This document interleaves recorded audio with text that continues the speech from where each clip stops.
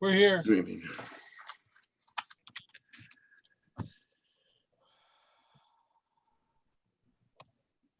Okay. Welcome to Garden of the Spirit, a class studying apples from the orchard for the second time around. This class meets in Long Meadow, Massachusetts, the center of the universe, and is held in memory of Malka Ruth Bas Moshe, Margaret Vogel of blessed memory.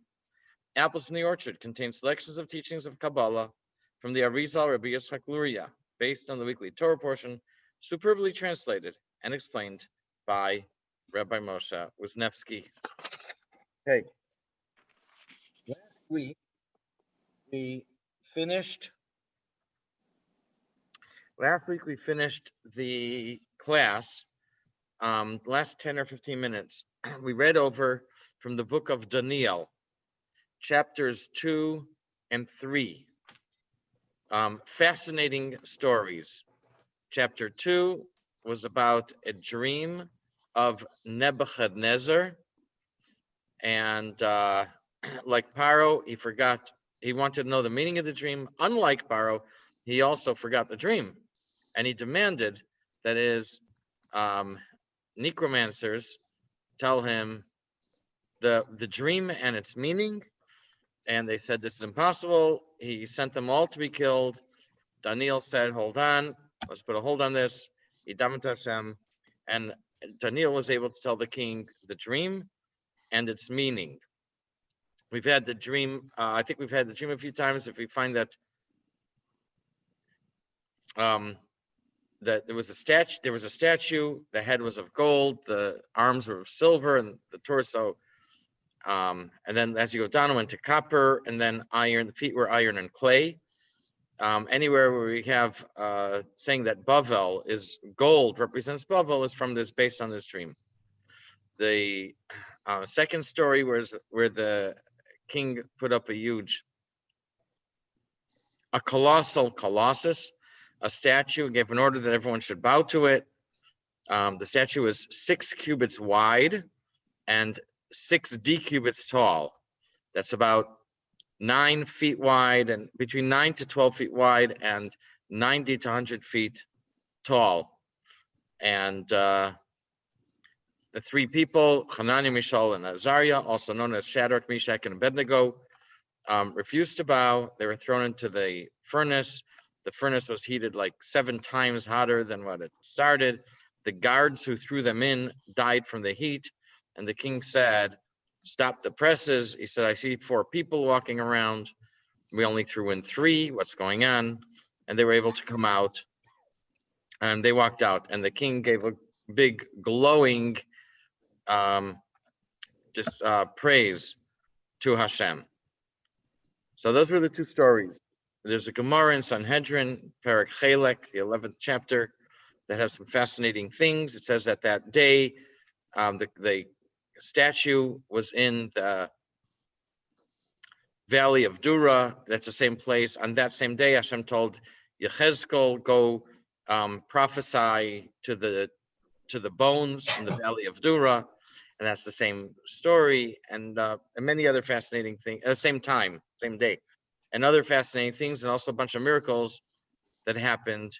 Hananiah, Mishael, Azariah, the furnace they were in was below ground, but one miracle was that it was raised up, and another miracle that the walls of the furnace collapsed so people can see through and see the miracle.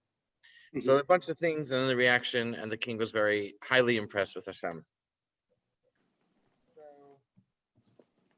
That king is Nebuchadnezzar, and that is in Bavel. What's the connection here? The connection is that we're at the Parsha Noach, towards the end, where the people in Bavel, under King Nimrod, made a tower, a city and a tower. Apparently, it was to challenge Hashem.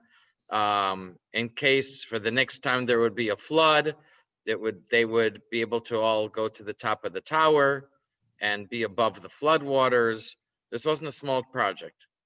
It was it was a dedication to their idol. Exactly what this was is discussed in a number of places, or at different suggestions. The flood happened in the year 1656. This took place in the tower took place in the year 1996.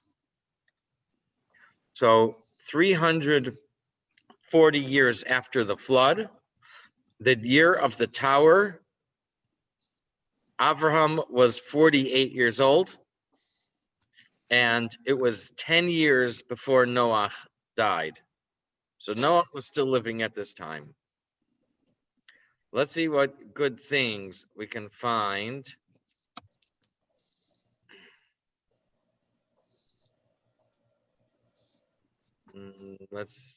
No.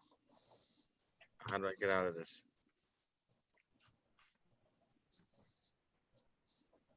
Share your screen. Yeah.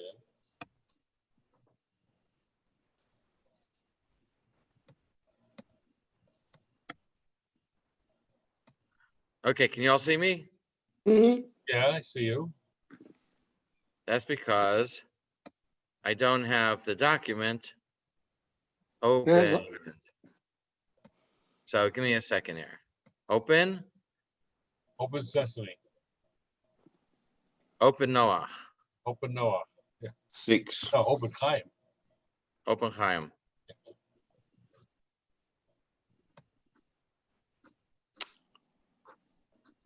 Nope. Okay. There you go. There Okay. we go. Alan, Yes. how's that? Good. You're good. Good. Good. Okay. 1. And this is Noach 5. King Nimrod made a Tower of Bavel to challenge Hashem in Bavel. Similarly, King Nebuchadnezzar made a statue in Bavel in the valley of Dura, 60 cubits tall and 6 cubits wide. King Nebuchadnezzar was, we find many parallels between them, and we can say that King Nebuchadnezzar was a reincarnation of King Nimrod. I like saying Nebuchadnezzar, by the way, if you haven't figured that out. Okay. King Nimrod ruled over the world, and King Nebuchadnezzar ruled over the world. I thought it said. Nebuchadnezzar. I thought it was deja vu. I like saying that even better than Shadrach, Meshach, and Abednego. What? The 3 guys. The 3, dudes. Okay, so one of the big things, I don't know if I've talked about this yet, but about globalization, political globalization, top down, like United Nations, or even Washington, D.C. What do they call it? Colonization. Okay, so yeah, I don't like those things. I like that the power comes from the small and goes out big. Power starts from locally and then goes to the region and then goes outside. Okay. If you ever hear about the Council on Foreign Relations, okay, not good people. Nebuchadnezzar boasted that he was over the clouds. I think that is a pasuk that we attribute to him. The word for clouds, Av, Ayin Bays, is 72, corresponding to the 72 nations. Well, actually, we speak about 70 nations. Why here it's 72 is simply not clear. We do find a number of places that that the number 70 and 72 are close. Give me a second. when Hashem told Moshe to complain to Hashem that he needs assistance, Hashem said to take 70. They took 6 from each tribe. 6 times 12 is 72, and they had them pull lots, and 2 of the lots were blank, and those were the ones who did not get picked. I think when King Ptolemy of Egypt had the Torah translated into Greek, in the story is mentioned in a few places. It could be at once it says that he asked that they had sent 70 scholars from Israel, and in another place they sent 72. So there are a few places that we find that they seem to be, I'm going to say interchangeable, where it'll say one meaning the other. In any case, over here it makes a connection between the word Av for 72 for clouds corresponding to the 70 or 72 nations. We'll begin page 49 at the bottom, and we're going to ask Jim to start. Ooh, Okay. Towering blunders. They said, "Come, let us build ourselves a city and a tower whose top reaches heaven." Toward the end of Parsha Noach, the Torah relates the story of the Tower of Babel. According to the oral Torah, the king who masterminded and led the revolt against God was Nimrod, who was mentioned in the preceding chapter. Know that the incident of the tower and Nimrod transmigrated into the person and the career of Nebuchadnezzar. This is why he erected the statue in the Dura Valley. King Nebuchadnezzar made a gold statue 60 cubits high, 6 cubits wide, and erected it in the plain of Dura in the country of Babylonia. A cubit is about 1.5 feet, so the statue was about 90 feet high and 9 feet wide. Nebuchadnezzar was thus a reincarnation of Nimrod, and the statue was a reincarnation of the Tower of Babel. Just as in the time of Nimrod, everyone spoke the same language, and he ruled the whole world. Nebuchadnezzar also ruled the whole world. Thus it is written, "I will ascend above the clouds. I will be like the Most High." The numerical value of the word for clouds, alluding to 72 nations. The verse was spoken by or reflects the sentiments of Nebuchadnezzar. The numerical value of the word for cloud, Av, Ayin, Beit, equals 70 plus 2 is 72. Normally the Torah speaks of 70 nations. It is not clear what the additional 2 refers to. Okay, one moment. Thank you. Number 3, Nebuchadnezzar intended for the Jews to bow to the statue to seal their destiny of being under the dominion of Bavel. If Hananiah, Mishael, and Azariah had bowed to the statue, the Jews would not have left Golus. He intended to build a city and tower as Nimrod had done. The statue was in place of the tower. Why?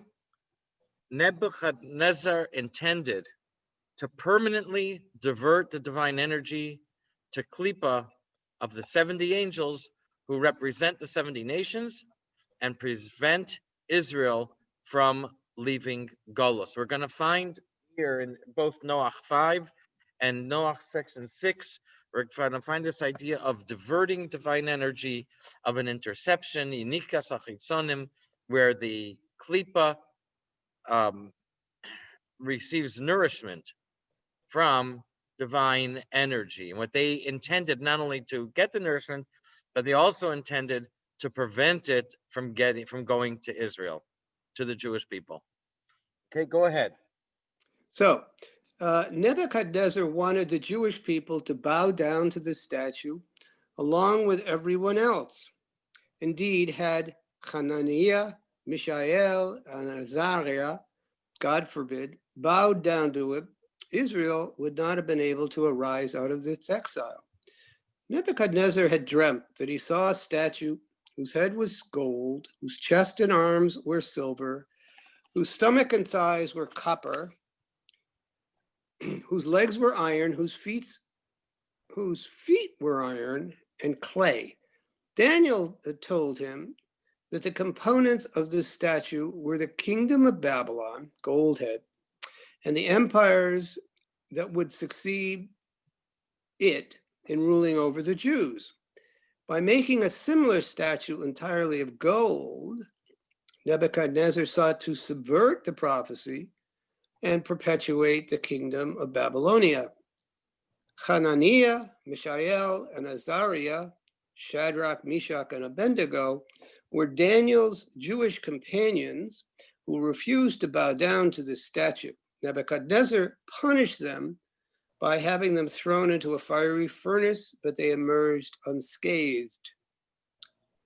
He also intended to build a tower and a city, as it is written, "Is this not the great city of Babylon that I built up into a royal house with my powerful strength to glorify my splendor?"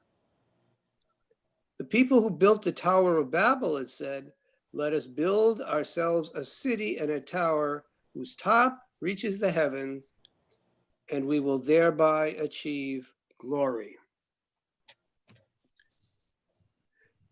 Go ahead. Go ahead. He built the statue in place of the tower.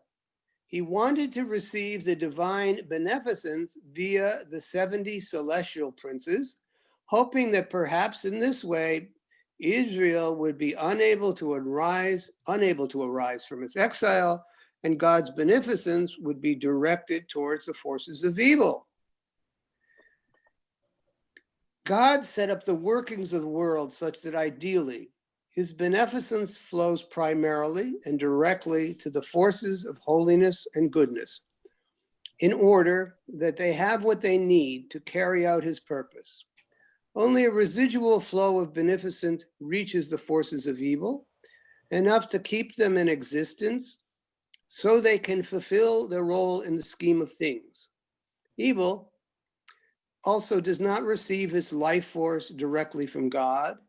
Rather, each nation receives its divine force via its celestial, spiritual, archetypal angel or prince. This is why non-Jews are allowed to believe in a certain degree of idolatry, that God shares or distributes his power to celestial beings.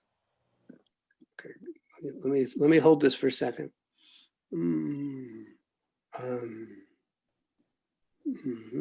However, when those who should be acting righteously sin, they forfeit their preeminence and increase the power of evil, allowing it to receive the divine flow first. The forces of good then have to receive their beneficence from the forces of evil. And this is the condition of exile. Okay. Okay. In other words, then Bnei Israel would be stuck in Golus, and Nebuchadnezzar would solidify his empire and the position and Babylon's position of dominance in the world. Nebuchadnezzar personified Keser of Klippa. Remember, Keser is at the top. It's like the crown that sits over the entire body. It sits on top of the head, over the body. Bavel is also called Sheshach. I think it's more common in the Navi. And a Sheshach is the same gematria as Keser. Both of them equal 620. Hananiah, Mishael, and Azariah stood up to the statue and did not bow.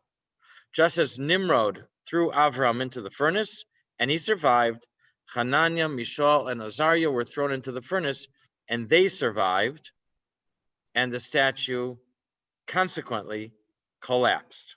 Mm-hmm. 1 minute.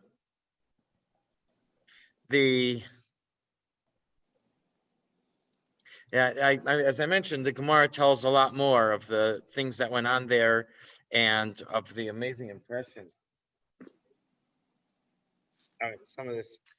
There were 6, I'll read now. There's 6 miracles. The furnace rose to ground level.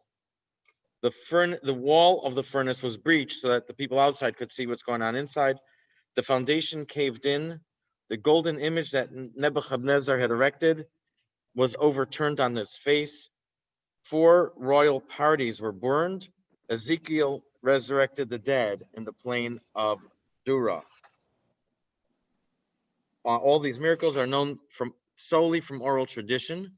They're not at all in any written, in the book of Daniel, except for the miracle of the 4 kingdoms. Mm-hmm. 1 minute. There were officials who were commanded to attend the dedication ceremony of the image, and everyone was commanded to bow to the image, and Hanan, Mishael, and Azariah refused.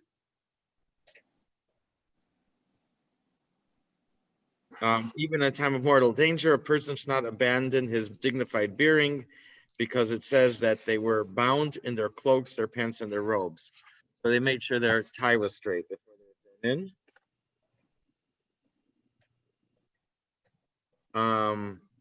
There was a 4th person there who was an angel, I guess, to rescue them. Mm-hmm. When they came out of the furnace, all the nations of the world came and struck the Jewish people on their faces. They said, "You have such a powerful God, and yet you submit to Nebuchadnezzar's threat and bow to the idol?" Ashamed of the conduct of their fellow Jews, Hanani, Mishael, and Azariah immediately began to declare, "Yours, God, is righteousness. Ours is the shamefacedness of this day, which we say in the Slichos." Apparently, the non-Jews came and criticized the Jews for abandoning Hashem.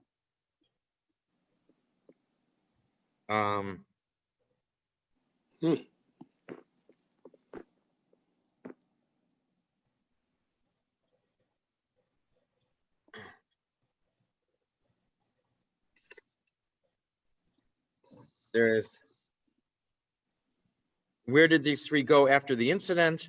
According to Rav, they died through an ayin hara. According to Shmuel, they drowned in spittle. And according to Rabbi Yochanan, they went up to the land of Israel, married, and had families. And then Daniel went and he imported, after this he left, he went to import Alexandrian hogs. And Alexandria did not allow any of those to leave. They had a corner in the market. Daniel brought young ones from Egypt. They allowed him to take them out, and not knowing that he planned to what do you call it, to breed them. Very interesting stuff here. So I just want to say there is one of the 3, obviously, is Azariah. If there was a story a few years ago in Israel, if you remember, there was an young Arab Palestinian terrorists. They were able to subdue him, I think, get him to the ground. And one of the soldiers there noticed that he was, like, I guess, reaching, and they were worried that maybe he had an explosive vest. So the soldier shot him and killed him. And the soldier ended up getting court-martialed and sent to prison for doing this, for shooting a terrorist who was technically subdued. That the young soldier, his name was Azariah. Same name. Okay, Jim, you could continue. Okay, so he was the Kesser of evil. This is why he was known as the king of Shishach, for the numerical value of Shishach is the same as that of Kesser. Shishach in Atbash is Bavel, Babylonia. Shishach, Shin, Kof, 300 plus 300 plus 20, 620. Keser, Kof, Taf, Resh, 20 plus 400 plus 200, 620. God in his mercy confounded his plan, ruined his intentions, and the statue fell on its face, for it was overcome by Hananiah, Mishael, and Azariah. They were saved from the fiery furnace, just as our father Abraham had been saved. Similarly, God humbled Nimrod before our father Abraham, and he, Abraham, was saved from the fiery furnace. When Abraham became known as a crusader against idolatry, Nimrod had him thrown in a fiery furnace, but Abraham emerged unscathed. Okay, and finally we'll finish at 7. That was so now we're back to Nimrod. Nimrod saw his plan to get rid of Avram and the furnace failed. That was when Avram was younger and lived in Bavel. So Nimrod assembled 3 other kings, waged war on the 5 towns of Sodom, captured Lot, and the whole reason was he intended to lure Avram into battle, hoping to kill Avram in that battle. His overall intention was to prevent Avram from stopping his plan to divert the divine energy to him through Klippa. Okay, finish up. When Nimrod saw that his scheme to get rid of Abraham failed, he gathered 4 kings, waged war against 5 kings in order to snatch the divine beneficence from our father Abraham.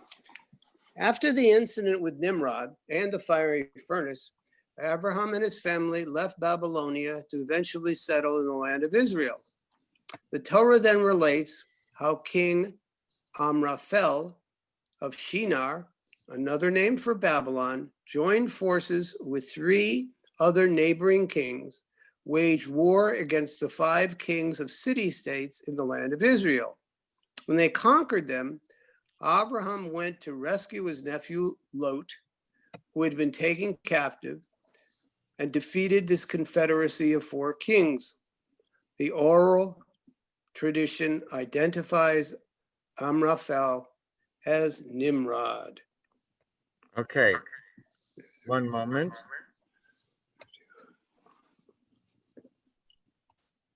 Okay, thanks.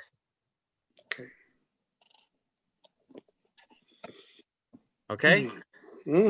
Okay. Any comments or questions? Hi, Rudy. Good evening, good evening. Rudy, welcome. Hello, how are you? So this pattern of evil trying to steal or intercept beneficence, and how it relates to the Jewish people is an ongoing pattern. It doesn't stop. It's a continuous process that we deal with on a daily basis. Yeah. daily basis. Well, that's what it's called life. Yeah, and it is life, but it is also our purpose, which is really manifest in terms of what our job is, what our mission is on this planet. That's what I was thinking. If we draw parallels between Nimrod and Nebuchadnezzar, then why stop there? Right. That's what I'm saying. Yeah. It's Yep. You can keep absolutely- going. Keep going, even to this moment in time, even for us to think about constantly. Yes. Exactly. And Okay.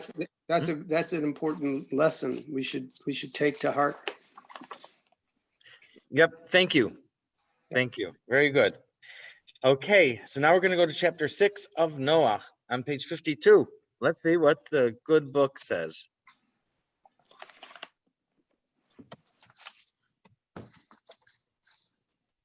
Okay. Is that big enough for you, Alan? Yeah, it's fine. You're good.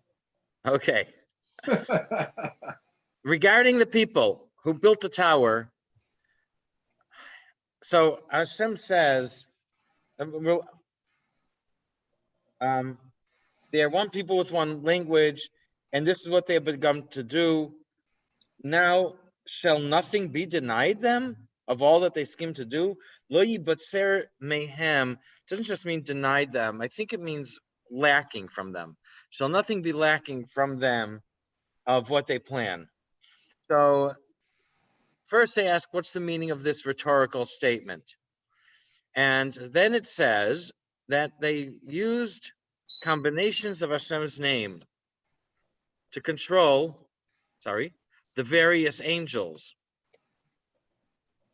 They had knowledge of the names of Hashem and which angels they controlled. So we know that the names, combination of names, means that the name as it's written is Yud and Hey, and then Vav and then Hey. When we talk about combination of Hashem's name, we mean different orders. So let's say Yud and then Hey and then Hey and then Vav, or that Hey and then Vav and then Yud and then Hey, all kinds of different things like that. Apparently, I think that's what it refers to. As these different combinations were actually written on the flags, I think, or things similar to that. Were written on the flags of the Jewish people in the desert. We have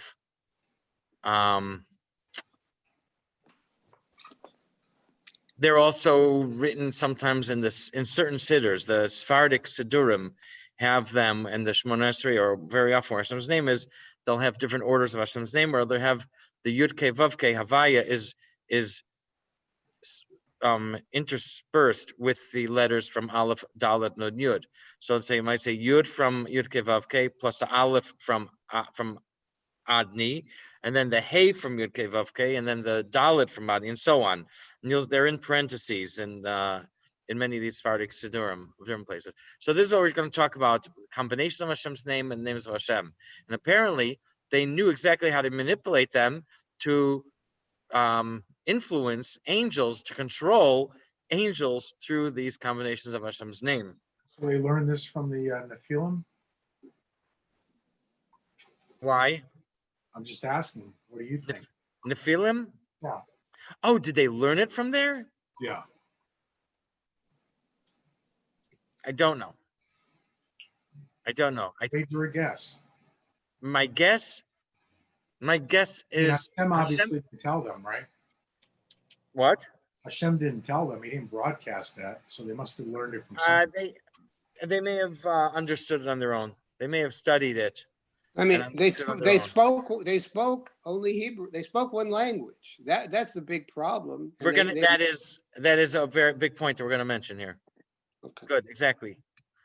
The Torah says earlier, in the time of Enosh, that they began to.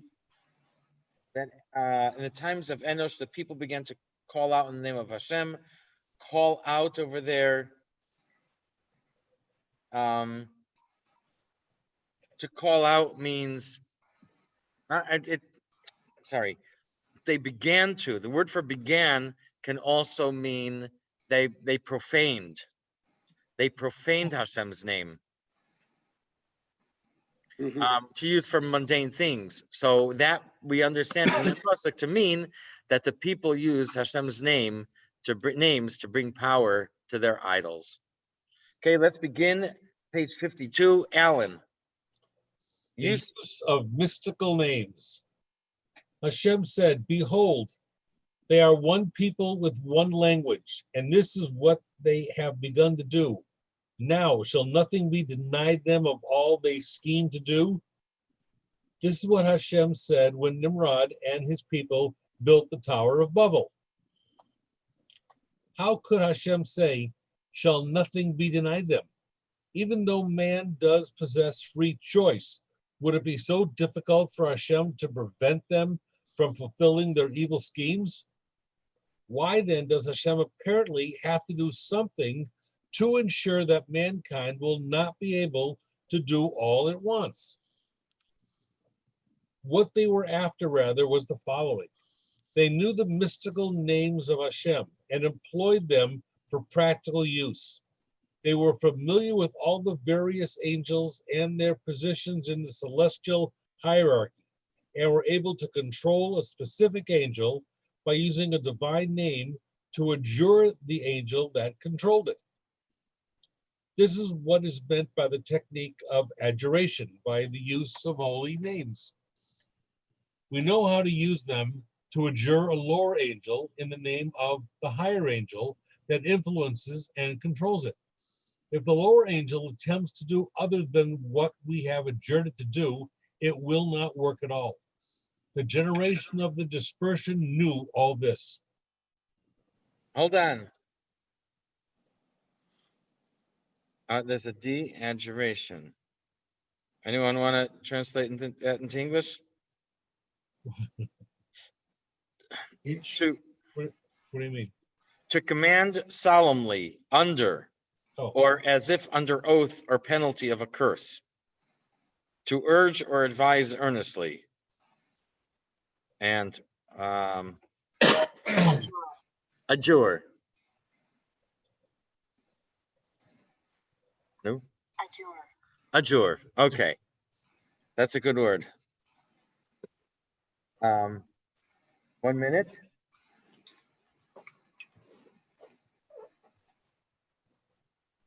Yes, okay, continue, Alan. Thus it is written, then it was begun to call in the name of Hashem. For in the time of Enosh, they knew how to manipulate Hashem's names. The explanation given to this verse by the Targum in Avunculos, that in this era mankind began to serve idols, accords with this explanation.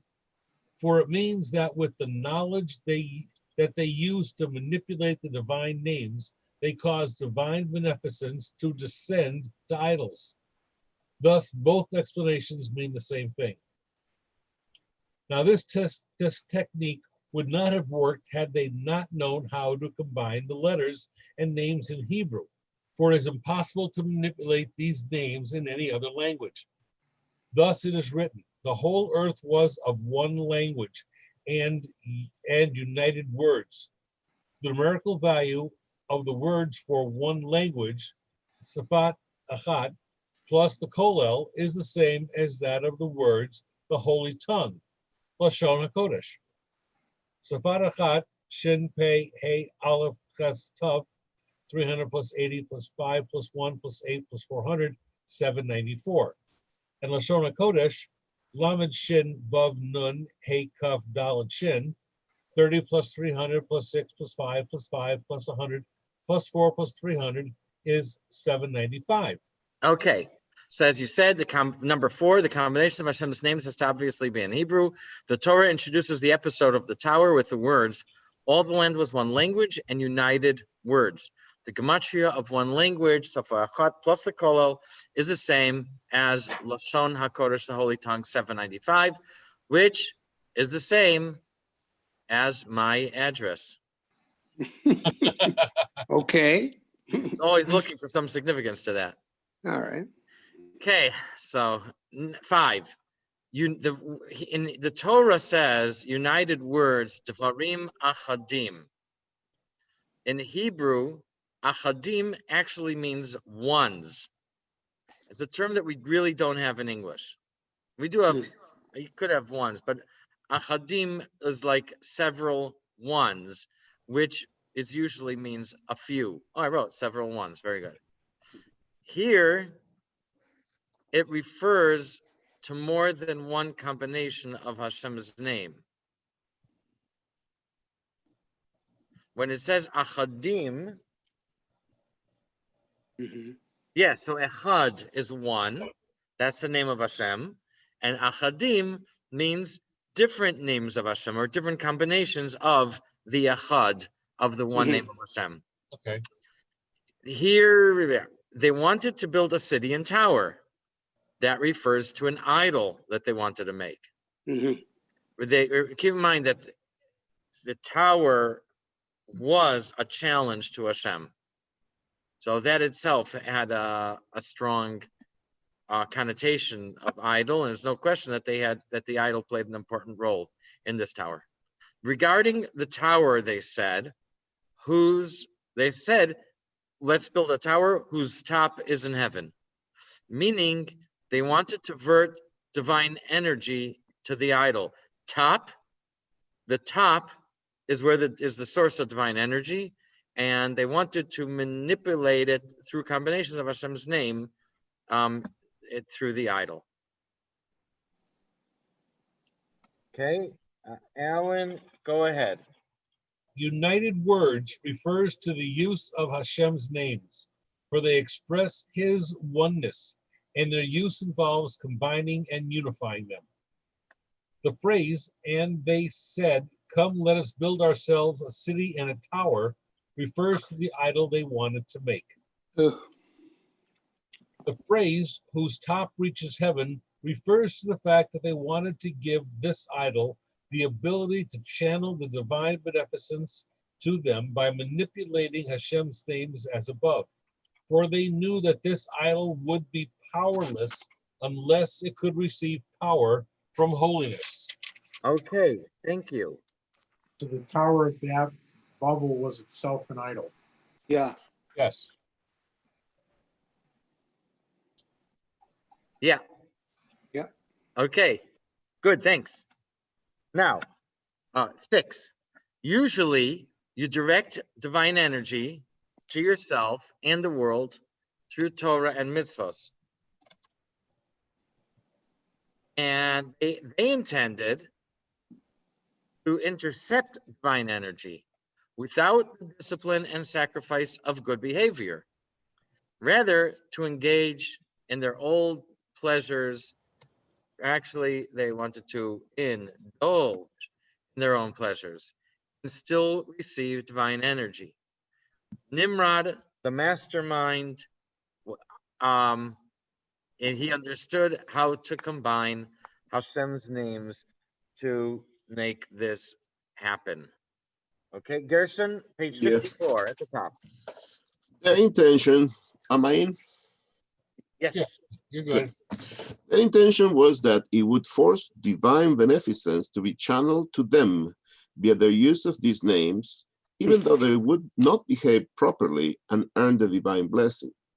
They wanted to behave as bad as they wished and not submit to the rule of holiness. They wanted the cake and eat it too.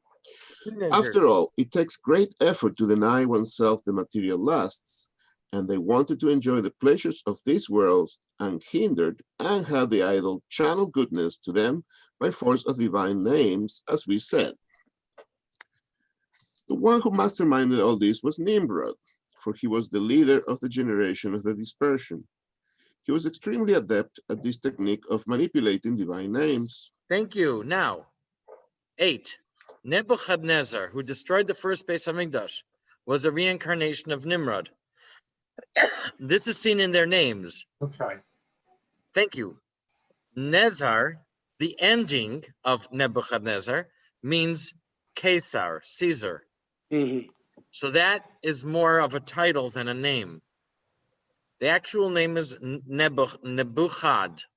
Nimrod and Nebuchad each have 5 letters. Both start with Nun and end with Daled. Okay, go ahead, Gershon. The same was Nebuchadnezzar's intention, for he was a reincarnation of the wicked Nimrod. Therefore, the letters that make up their names are similar, as we will show. Nebuchadnezzar, Nun, Beis, Vav, Hav, Dalet, Nun, Sadik, Resh, Nimrod, Nun, Men, Resh, Vav, Dalet. The 5 letters that spell Nimrod can be aligned with the first 5 letters that spell Nebuchadnezzar, and the last 3 letters of Nebuchadnezzar spell the word for ruler, Netzer. The beginning and last letters of Nimrod and Nebuchad are the same, Nun and Dalet. Thus, Nebuchadnezzar can be interpreted as meaning King Nebuchad, Nebuchad alluding to Nimrod. Thank you. Now, the statue that Nebuchadnezzar built was the same idea as Nimrod's tower. Nebuchadnezzar, and I haven't seen this anywhere else. I could be from the Zohar. Nebuchadnezzar had the tzitz, the golden diadem, headband. Yeah. Yeah. How do you pronounce it, Alan? Jim? What? Diadem, diadem, Diadem. diadem of the Kohen Gadol, on which was inscribed Hashem's name. He placed it, Nebuchadnezzar placed it in the mouth of the idol. The headband spoke from the mouth of the idol, saying, Anochi Hashem Elokecha, I am Hashem your God. That's what happened at the in the Ten Commandments. Now Daniel said he wanted to kiss the idol. So they brought ladders, and he climbed up the ladder, went to the top, and he removed the tzitz from the idol's mouth. Since the idol was top heavy, it was 60 cubits tall by only 6 cubits wide. Once the tzitz was removed, it fell over. Oh. But everyone thought, and no one knew why, but this was a trick Daniel had done. Doesn't say what happened to the ladder. Doesn't mean it has to be just a ladder. It could be a staircase that, like they have, like the kind of staircase they use at Cape Canaveral, where they roll it into place. Like a staff, yeah. Where they roll it into place, and the astronauts walk up the ladder to their to walk in. Okay, continue, please, Gershon. The idol statue that Nebuchadnezzar made was intended to fulfill the same function as the city and idol tower that Nimrod built. Furthermore, Nebuchadnezzar also built his statue with the power of divine names, for he took the headband tzitz of the high priest, on which was engraved Hashem's name Habaya, and placed it in the mouth of the idol. The priestly garments, including the high priest's headband, had been captured by Nebuchadnezzar with the fall of Jerusalem and taken to Babylonia. Thus, the statue spoke and said, I am Hashem, your God. It was actually speaking the truth, for the divine name on the headband was speaking, but the people were tricked into thinking that the statue was saying this.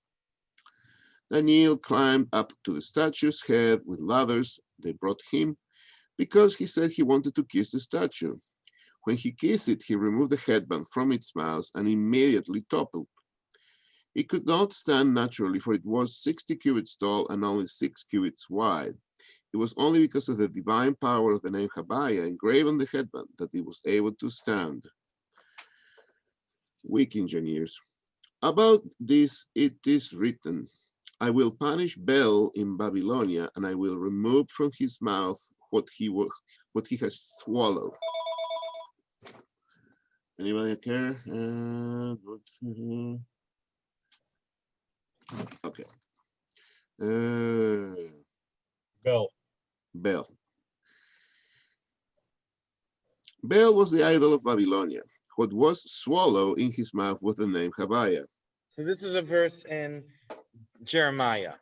So yeah, really no apparent relation to what we're reading, but this makes the connection. We're now on 12. When Hashem said the tower could happen only because the people spoke one language, he meant it could only happen because they spoke Hebrew. And they could do what they wanted to manipulate the name of Hashem only because of their knowledge of Hebrew. By changing their language, Hashem would prevent them from diverting divine energy and giving power to the idol. A parable for this is a king whose subjects had keys to his rooms of treasures. All he had to do to lock them out of the rooms was change the locks, and it was that easy. Here too, Hashem just changed their language, and they didn't know how to manipulate the names of Hashem anymore. The same way, Hashem changed his names, not sure what this means, and he confounded their language by changing their language from Hebrew to other languages. Okay, continue. This is the meaning of, behold, they are one people with the same language, meaning that if they did not know Hebrew, they would not be able to manipulate Hashem's names. But this they have begun to do, meaning that the sole reason they were able to begin this was because they spoke Hebrew. Therefore, they will not be withheld, for by using the divine names and their power to adjure angels, they would be able to do whatever they wanted. The parable for this is that once there was a king who gave the keys to his storerooms to a number of people, who then could enter his storehouses whenever they wanted. In order to prevent this, the king changed the locks, and these people could no longer open them. It could be that this is in Medrash, that this parable. Hashem did the same here. He changed his names, as it is written, "Come, let us descend and confound their speech." Furthermore, he confounded their language, so they could no longer speak the holy language, and even if they would try to adjure the angels in other languages, this would be totally ineffective. He therefore made them forget Hebrew, and thus they no longer knew how to do anything like this. And they live happily or unhappily ever after. Yes.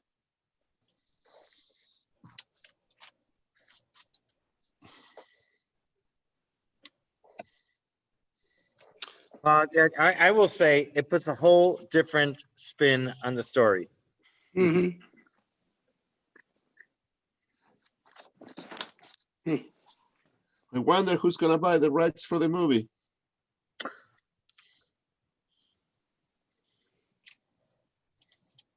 And it also tells us what kind of knowledge they had. I mean, they had knowledge of physics and stuff like that we don't have today. And Well, then they were also weak. the knowledge of Hashem's names that they understood. They didn't play with Legos because, 1 by 10, 6 by 60. It plays in. I just want to throw this out. It plays into a little bit.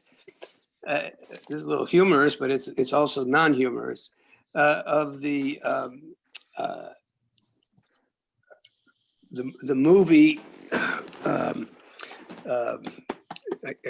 with the Ark, Raiders of the Lost Ark, where the bad guys, the Nazis, are pursuing the use of Hebrew or Hebrew words or the combination of Hebrew words to gain some kind of power and control. And so, it becomes a movie, et cetera, but that process of using that which is holy in Hebrew is something that still happens, and it is manipulated. It's done sometimes. I want to get into this, but in certain other religions, and it's done in terms of some of the satanic processes, etc., and some of the sorcery processes. You'll find that process, and the use of Hebrew is very consistent with their attempts to, as they say, adjure different power, and that is very constant in the world of in our world, and in today's so-called many of the spiritual processes, quote unquote, that take place. It's kind of scary.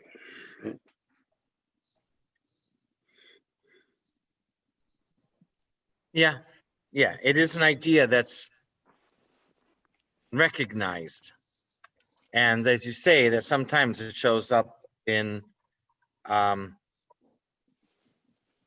different movies, whether it's fantasy, But more than movies, science fiction. It shows up in certain groups, in sorcery and tarot, for example. You'll see some of this tarot card.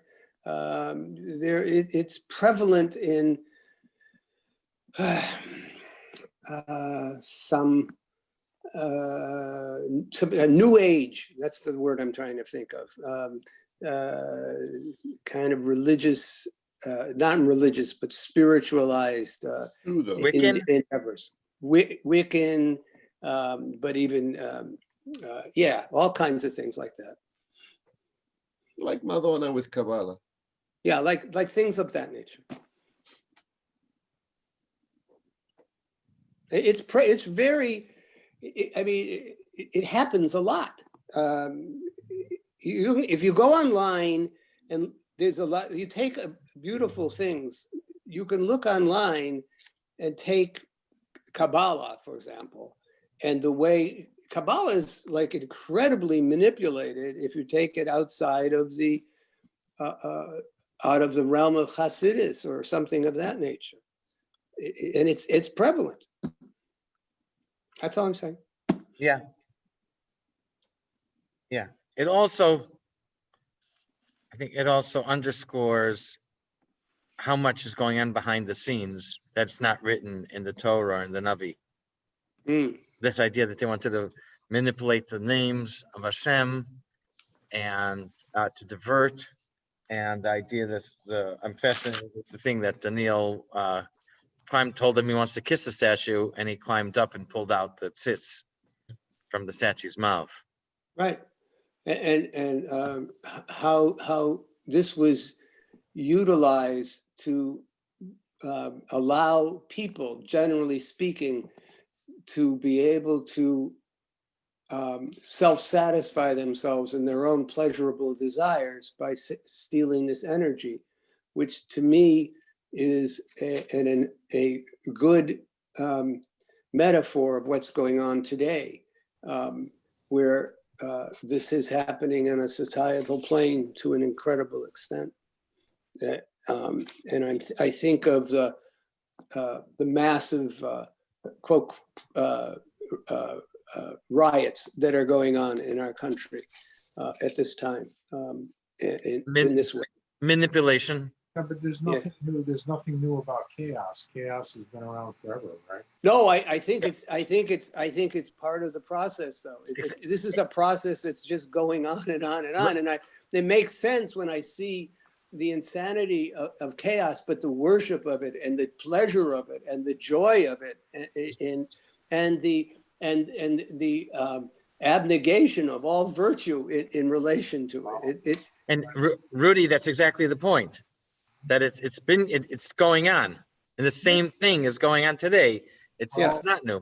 When mankind is left to its own devices, this is what happens. Okay, when you start taking God out of schools, and you trample on churches, and you trample on religion, you burn Bibles, and you do those types of things, and you don't want God in your life anymore. This is what happens. God turns the other way, and man is left to his own devices, and anarchy sets in. This is nothing new. There's nothing new about this. This should come as no surprise. This is not anything new. It's just part of our obligation to stop this. It goes back to the same lesson we had earlier. This is the test. Part of our cycle of history. This is the test from generation to generation. Hashem wants to see, are you going to keep your house in order? Are you going to abide by my laws? Are you only going to worship me? Are you only going to chase after me? And man doesn't. And so the outcome is always virtually the same. Again, whether man does or not, it's our job to continue to do this. Right. Absolutely. 100%. That's the job of the Jew, right? Is to make the mundane into the spiritual. That's our mission. And we can't anticipate that this kind of chaos is not going to exist. It is going to exist until Mashiach comes. 100%. Okay. And as a matter of fact, the chaos today is nowhere near the chaos that it used to be like. We've made some progress. I'm going to say that the Constitution is an incredible document, and what they envisioned and what they put together there for freedom and for goodness, for morality, was You had remarkable. Was very religious men that put that together. There's no doubt that there was some Ruach HaKodesh. they did actually They Ben were Franklin. God-fearing men. They God-fearing. talked about religious instruction in school, and Ben Franklin put together a list of 5 points that all religions agree on. Yep. And there is a good and bad.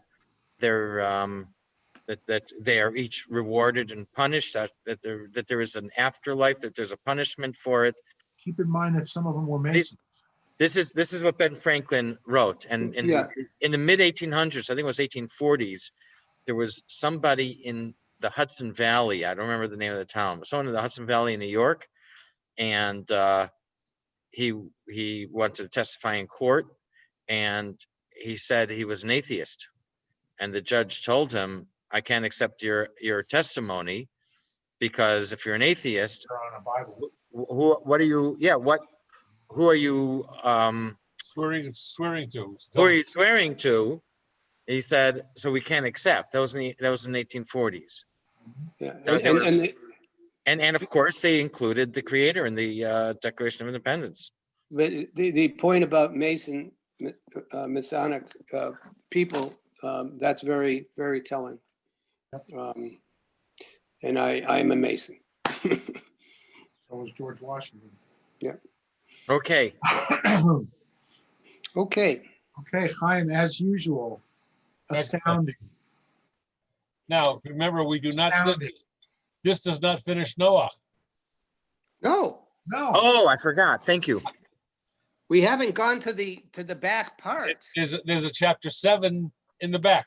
Yeah, Thank we you got for reminding me. Yes. I would have reminded you tomorrow. I would not have remembered. You know what the safer is like now? It's the old Cracker Jack box where you get a prize in the box. Right. Right? Now we have all these little trinkets and prizes in the back of the book. Yeah. A big surprise in every box. We got a beautiful one. I remember that. Yes. That's terrific. Yeah, the addenda.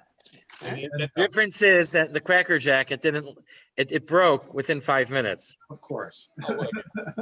Or your teeth broke. Right. Yeah, Okay, we'll probably do it over 2 classes. Is it 11:35? 11:35 is it's a big one too. It's a big one. It's not gonna be one class. 11:35 to 11:45. Yeah, It's a lot there. probably 2 classes. Yeah, for sure. Today I pushed. We did 6 or 7. What happened to Reb Yehuda? His schedule. I guess he's got meetings or something between at this time. Your meetings or minion something. But I sent him. First of all, I post the notes, and today you can read the notes yourself and get it. And the other thing is, I sent him. I sent the recording. Jim, I sent you the recording last week. Yes, I appreciate that. So you can get it on YouTube. I sent him and Nancy. You got to get. I am in touch with Nancy. I just got to get the app. That's all. So. Chaim, are you is the yeshiva having Mincha Marv every day or? Yes. Okay. That's why we have class now. Okay. Classes. So Mincha Marv this week is till Thursday is 7:30. Okay, because I got a yard site coming up. Let me know, because I take reservations. I have to sign everybody's seats. I will let you know. And Rudy, I missed what you said before. It is important to me. You said, like always, it is. Astounding. Okay, thank you.